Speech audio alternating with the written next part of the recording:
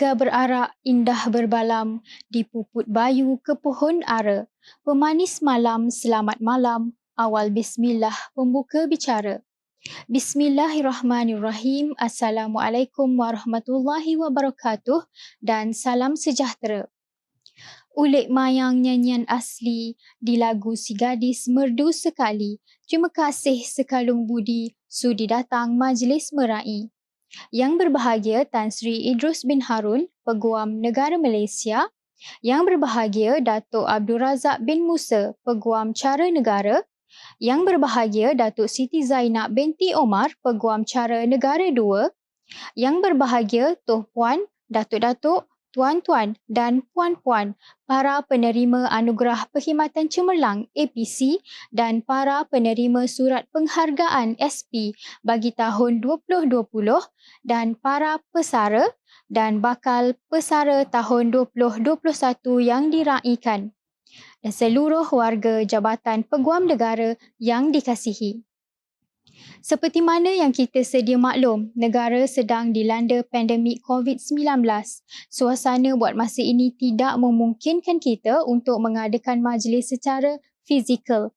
Walau bagaimanapun, pengurusan tertinggi AGC kekal komited untuk terus menzahirkan penghargaan atas sumbangan perkhidmatan yang telah diberikan oleh warganya melalui penganjuran Majlis Anugerah Perkhidmatan Cemerlang Jabatan Peguam Negara Malaysia AGC bagi tahun 2020 secara maya ini.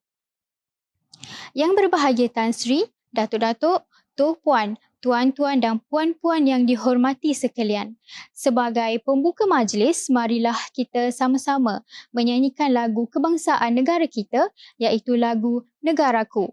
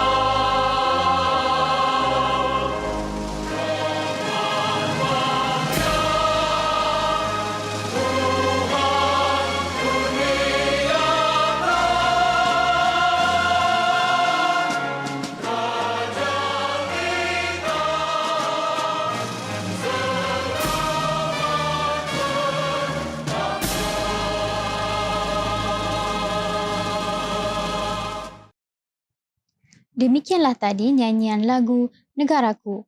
Yang berbahagia Tan Sri, Datuk-datuk, Tuan Puan, tuan-tuan dan puan-puan yang dihormati sekalian, tibalah kita ke agenda seterusnya iaitu ucapan oleh yang berbahagia Tan Sri Peguam Negara. Majlis dengan ini mempersilakan yang berbahagia Tan Sri Idrus bin Harun, Peguam Negara Malaysia untuk menyampaikan ucapan beliau. Majlis dengan segala hormatnya mempersilakan.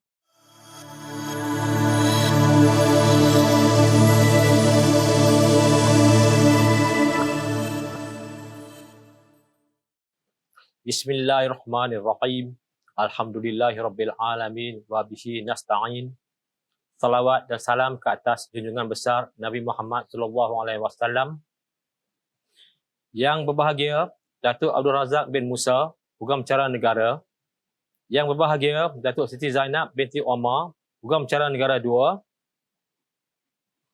Yang berbahagia Tuan Puan, Datuk-datuk, tuan-puan, ketua-ketua bahagian. Timbalan-timbalan ketua bahagian, yang berhormat datuk-datuk, tuan-tuan, puan-puan, penasihat-penasihat pengundang negeri, para penerima anugerah perkhidmatan cemerlang APC dan para penerima surat penghargaan SP bagi tahun 2020 serta para pesara dan bakal pesara tahun 2021 yang diraikan dan seluruh warga Jabatan Peguam Negara yang dikasihi. Assalamualaikum warahmatullahi wabarakatuh dan salam sejahtera. Terlebih dahulu, marilah kita sama-sama memanjatkan syukur kehadrat Allah Subhanahu Wa Taala kerana dengan limpah kurnia dan inayahnya dapat kita menyambut Majlis Anugerah Perkhidmatan Cemerlang atau APC Jasa Muda Kenang Jabatan Peguam Negara tahun 2021 dan Perhimpunan Jabatan Peguam Negara tahun 2021 dalam norma yang baru. Saya percaya majlis kali ini akan tercatat dalam sejarah Jabatan Peguam Negara kerana majlis ini merupakan majlis yang pertama kali diadakan secara maya. Apapun, kita perlu akur dengan perubahan corak kehidupan pada hari ini, memandangkan kita masih lagi belum menang melawan penularan pandemik COVID-19. Dari mana kita semua sedia maklum, tahun 2020 telah meninggalkan kita dengan penuh cabaran dan dugaan. Pandemik COVID-19 yang melanda seluruh dunia benar-benar menguji keupayaan sesebuah kerajaan dalam memastikan keseimbangan antara kesihatan awam dan penyampaian perkhidmatan yang bermutu tinggi. Tambahan pula, pada ketika ini, kita masih dalam tempoh darurat susulan proklamasi darurat 2021 yang telah dibuat oleh Seri Paduka Baginda Yang di-Pertuan Agong berikutan wabak penyakit COVID-19 yang mengancam keselamatan kehidupan ekonomi dan ketenteraman awam mulai 11 Januari 2021 hingga 1 Ogos 2021.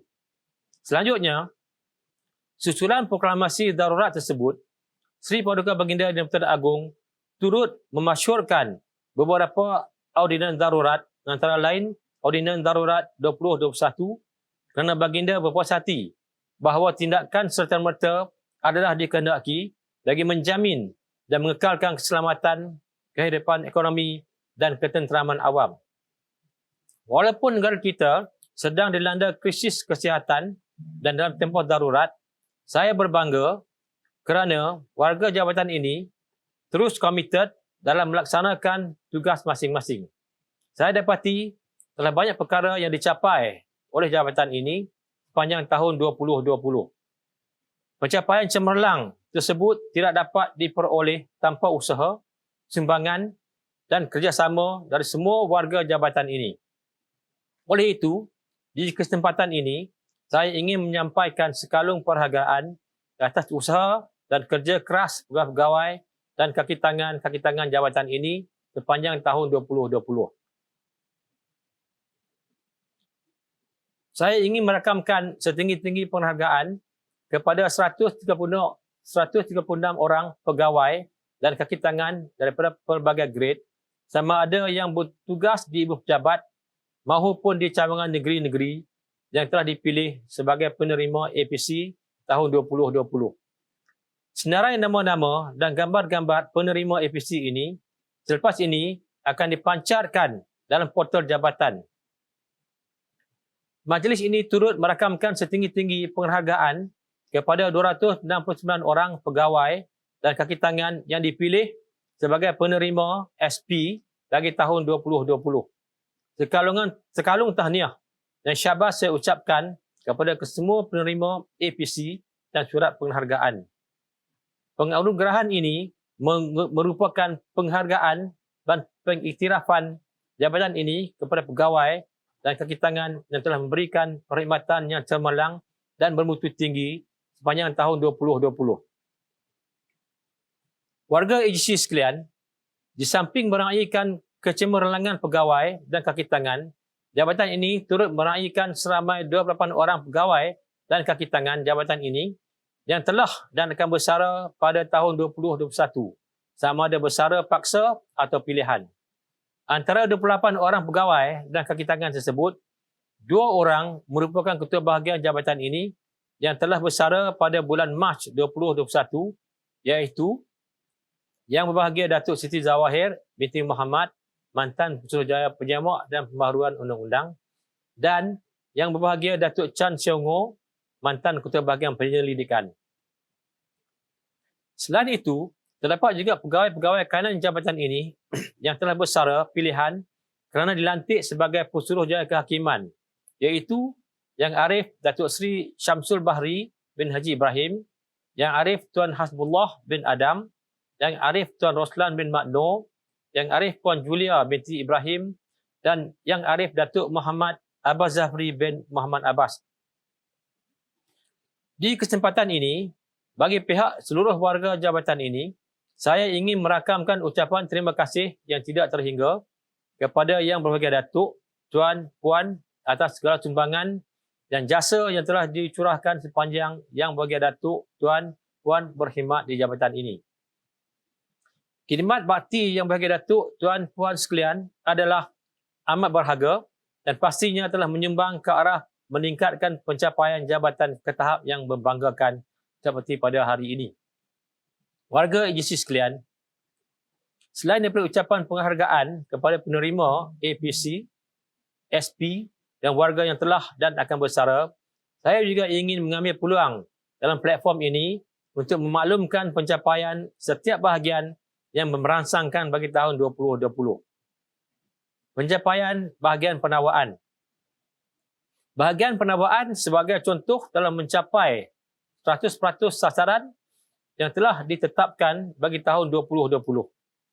Jabatan ini melalui bahagian penawaan juga telah berjaya menyelesaikan beberapa kes besar dan berimpak tinggi kepada negara, antaranya adalah seperti A. 2 kes kleptokrasi yang pertama di Malaysia, iaitu kes terhadap Datuk Seri Muhammad Najib bin Haji Abdul Razak dan Datuk Seri Tengku Adnan bin Tengku Mansur.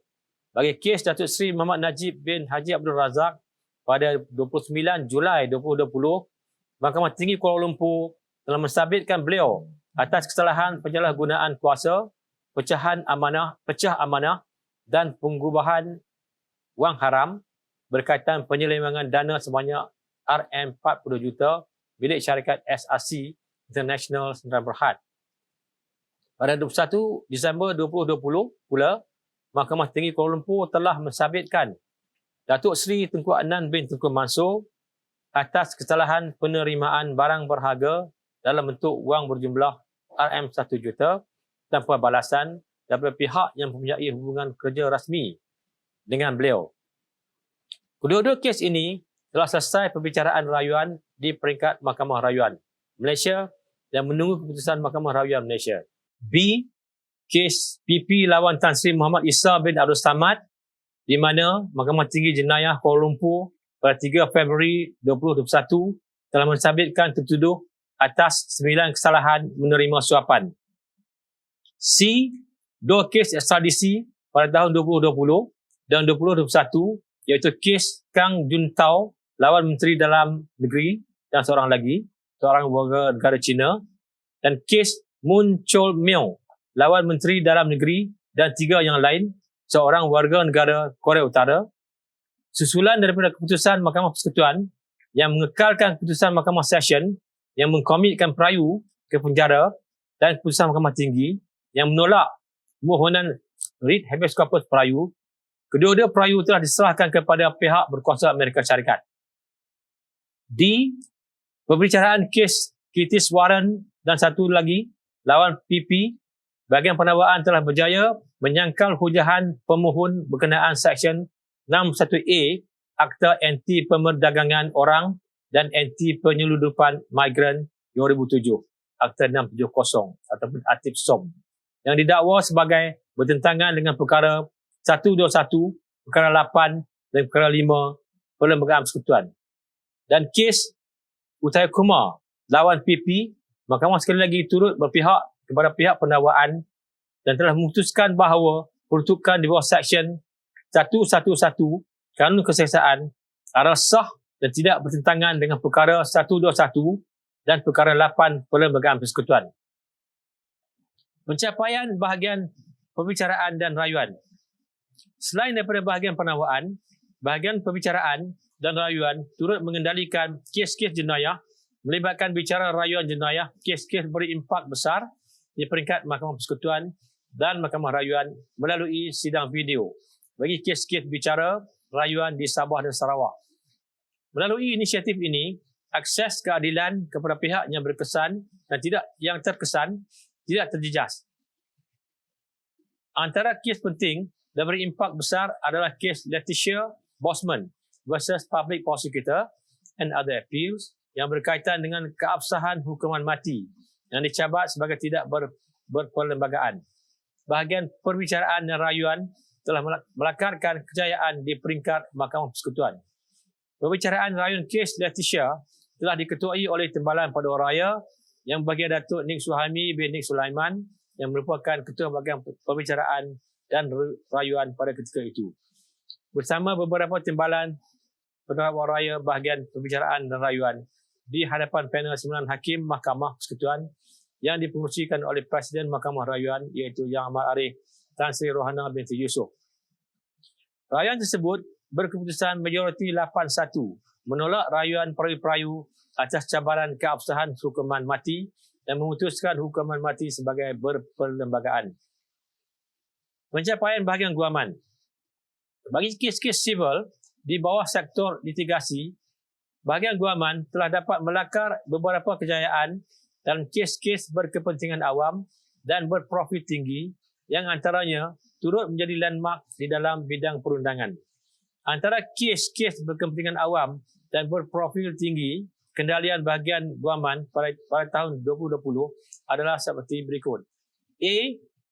Kes bin Abdullah pada Februari 2020 di mana Mahkamah Persekutuan dalam keputusan majoriti 4-3 memutuskan bahawa orang Islam yang dilahirkan di luar ikatan perkahwinan atau tidak sah taraf tidak boleh dibin atau dibintikan dengan nama bapaknya. B.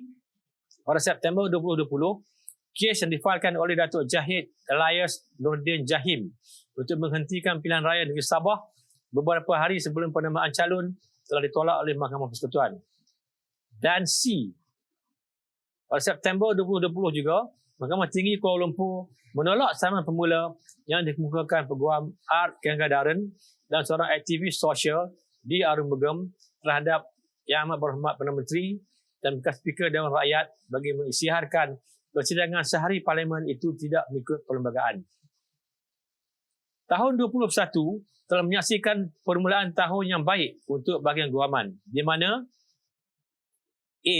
Pada 7 Januari 2021, bahagian guaman telah berjaya mempertahankan keesahan Seksyen 59A Akta Immigration 1959 yang dicabat sebagai tidak berperlembagaan oleh perayu Maria Chin Abdullah kerana ianya telah menyekat kuasa kehakiman dengan keputusan majoriti 4-3 di Mahkamah Persekutuan.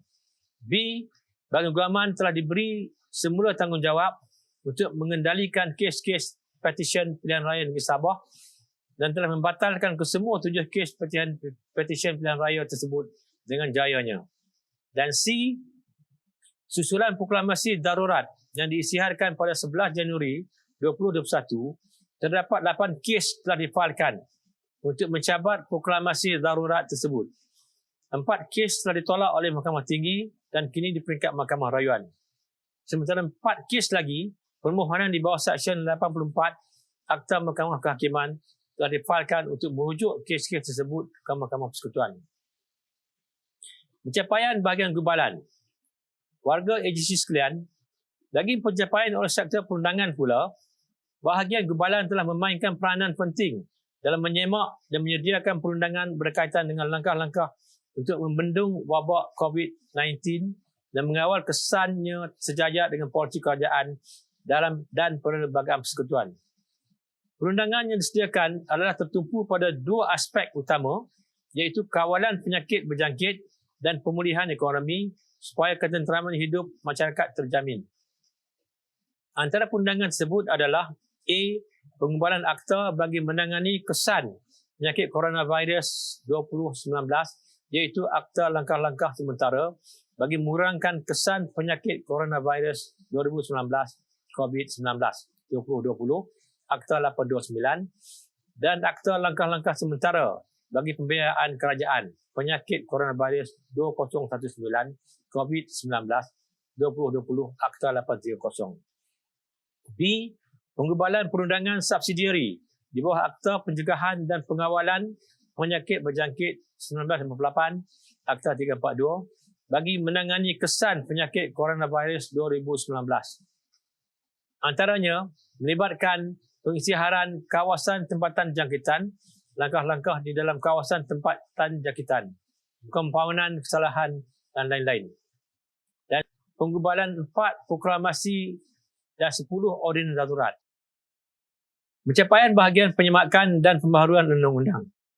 Selain daripada penggubalan undang-undang, jabatan ini mempunyai peranan yang penting untuk memastikan undang-undang yang dirujuk merupakan undang-undang yang terkini, tepat dan sahih. Bagi maksud tersebut, sepanjang tahun 2020, jabatan ini melalui bahagian penyemakan dan pembaharuan undang-undang telah berjaya melaksanakan A.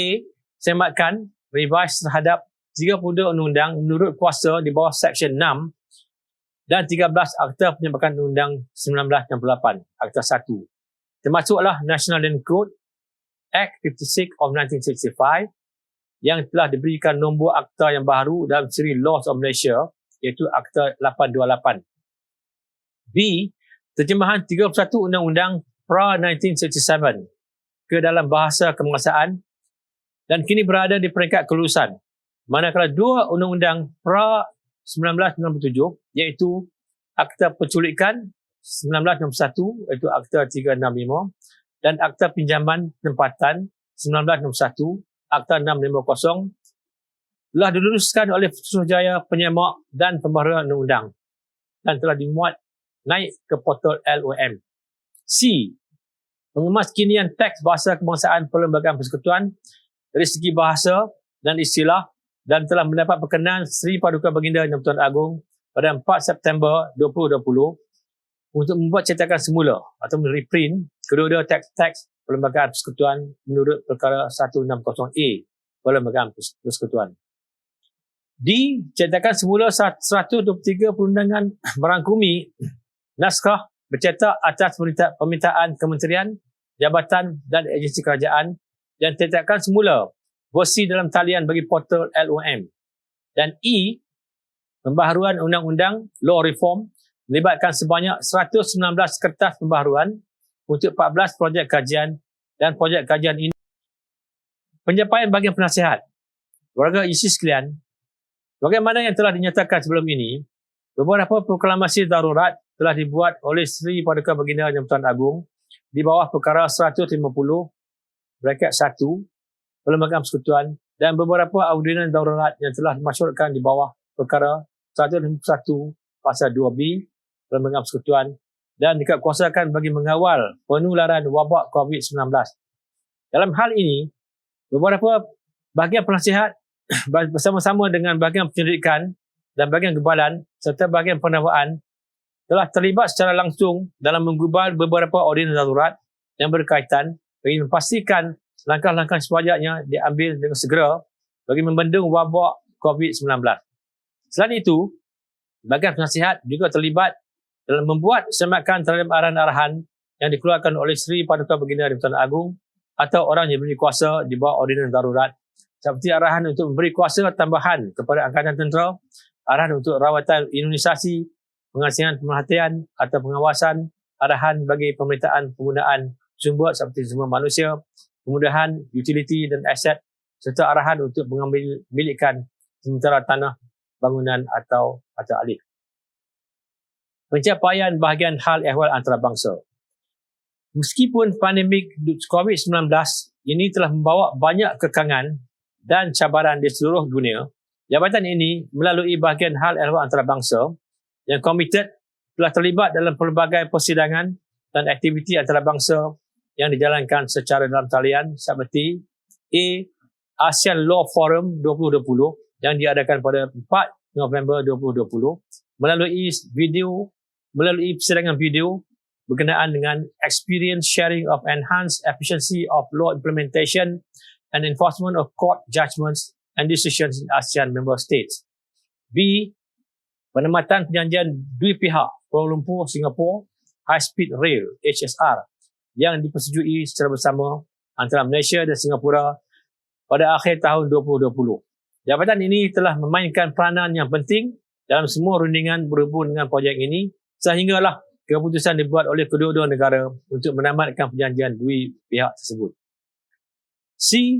Pelibatan dalam World Trade Organization atau WTO Dispute Against European Union (EU), di mana pada 15 Januari 2021 Malaysia telah mencabar EU melalui mekanisme penyelesaian pertikaian WTO mengenai tindakan perundangan EU untuk menghadkan ekspor minyak kelapa sawit ke EU. Dan C. Perjanjian bagi vaksin COVID-19, di mana jabatan ini memainkan peranan yang penting dalam rundingan dengan organisasi-organisasi syarikat asing dan negara lain bagi perolehan vaksin COVID-19 selaras dengan usaha kerajaan untuk membendung wabak COVID-19. Pencapaian bahagian syariah dan pengharmonian undang-undang. Selain itu, jabatan ini melalui bahagian syariah dan pengharmonian undang-undang atau BSPUU juga telah memainkan peranan yang penting dalam membincangkan dan membahaskan isu-isu bagi mendapatkan pandangan hukum yang akan menjadi rujukan masyarakat Islam di Malaysia, khususnya ketika penularan wabak COVID-19.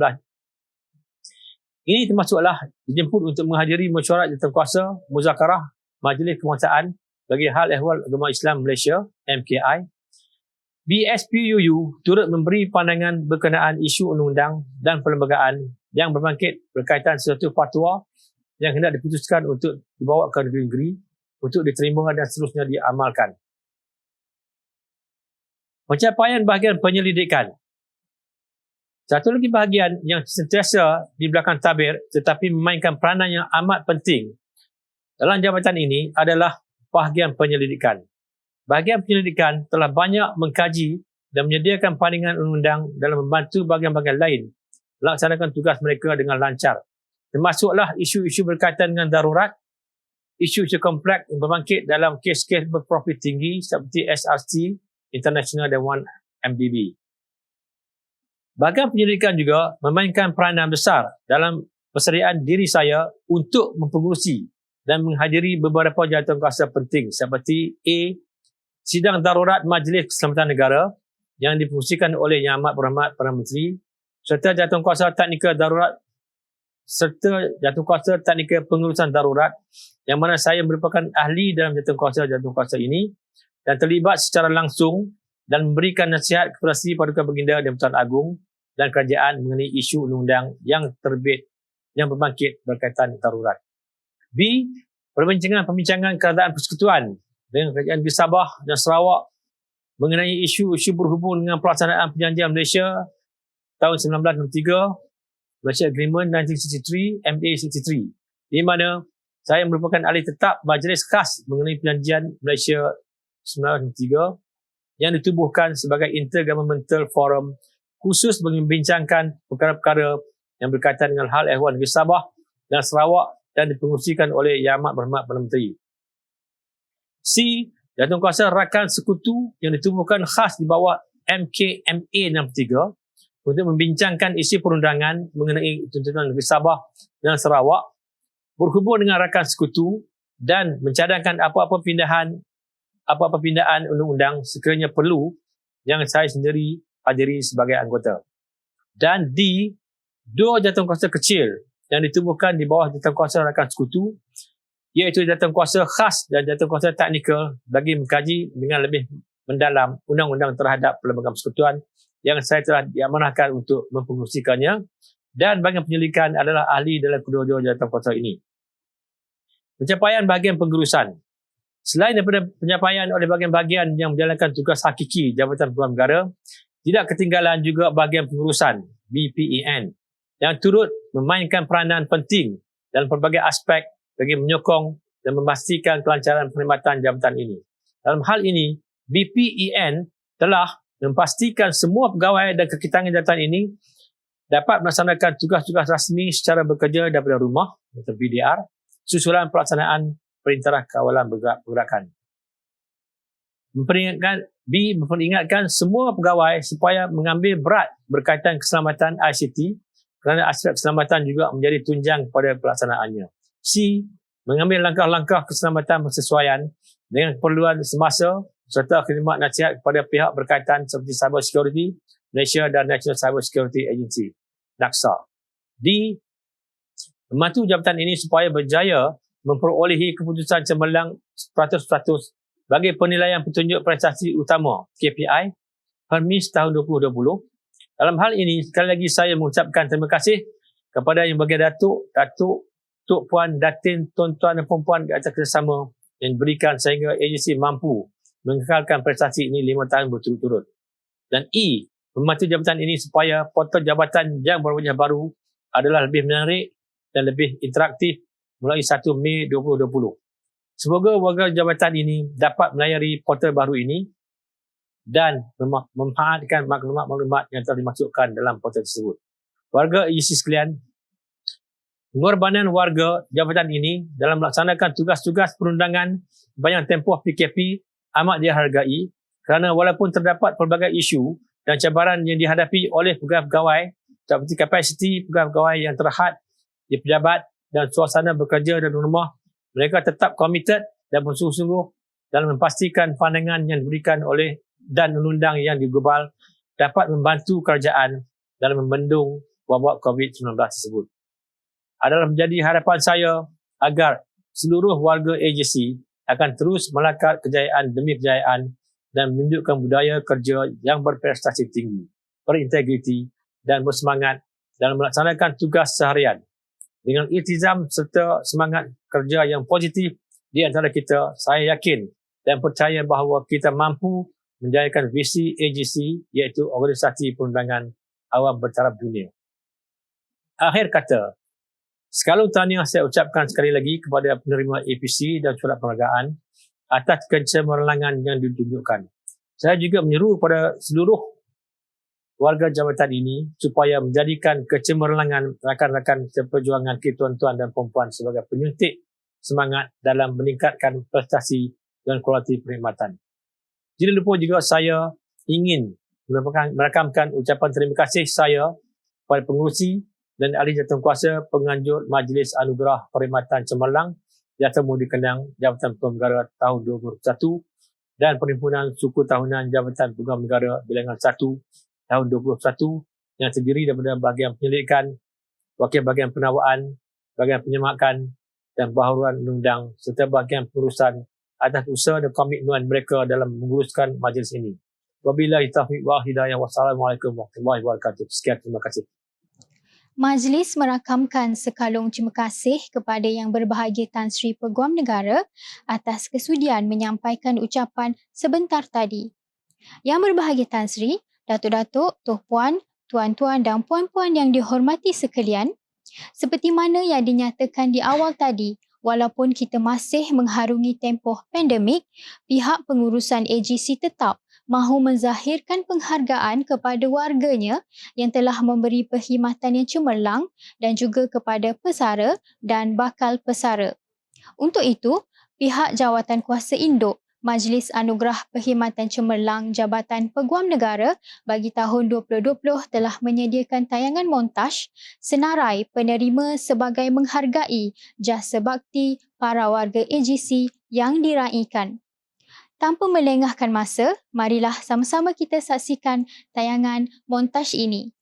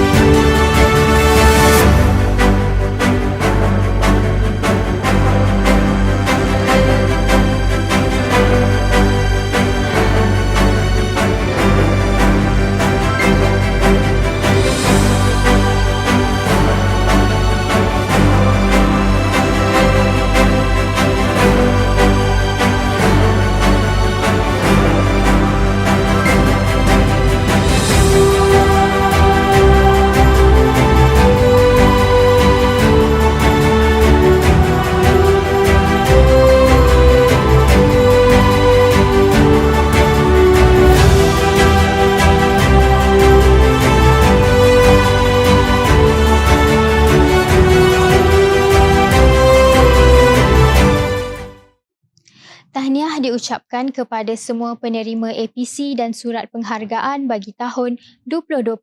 Semoga pengiktirafan ini menjadi suntikan semangat kepada semua untuk terus bekerja dengan cemerlang pada masa hadapan. Manakala, bagi yang bersara pula, ucapan terima kasih tidak terhingga diucapkan di atas jasa dan khidmat bakti yang telah ditaburkan sepanjang perkhidmatan yang berbahagia datuk-datuk, tuan-tuan dan puan-puan. Semoga jalinan ukhuwah antara kita akan terus berkekalan. Hadirin hadirat sekalian, dengan berakhirnya tayangan montaj itu tadi, maka berakhirlah sudah Majlis Anugerah Perkhidmatan Cemerlang Jabatan Peguam Negara bagi tahun 2020 pada kali ini. Bagi pihak Jawatan Kuasa Penganjur, kami mengucapkan ribuan terima kasih atas perhatian tuan-tuan dan puan-puan sekalian. Sesungguhnya yang baik itu datangnya daripada Yang Maha Esa dan yang buruk itu adalah kesilapan di pihak kami sendiri. Di atas dahan burung tempua, melihat rusa tepi perigi. Salam perpisahan untuk semua, di lain masa bersua lagi. Wabillahi taufik wal hidayah. Wassalamualaikum warahmatullahi wabarakatuh. Sekian, terima kasih.